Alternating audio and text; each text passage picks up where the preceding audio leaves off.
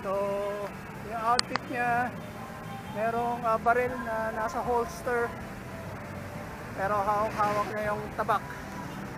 Okay, so nakasulat Andres Bonifacio, 13 Nobyembre 1863, 10 Mayo 1897, Bayani at Revolusyonaryo. Sinilang sa Tondo, Maynila, 30 Nobyembre 1863, sumapi sa Masoneria at La Liga Filipina.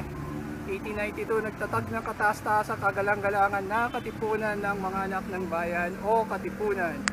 Isang lihim na kilusan na ang pangunahing adhikain ay magpagkaisa ang lahat ng mga Pilipino at itaguyod ang isang bayang malaya sa pamamagitan ng paghihimagsik. 7 ng Hulyo 1892, inamunuan ang pagsisimula ng malawakang paghihimagsik laban sa mga Espanyol.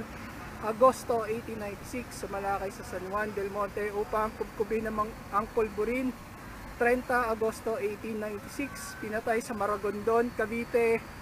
10 ng Mayo 1897, kinikilala bilang Supremo ng Katipunan at Ama ng Himagsikan.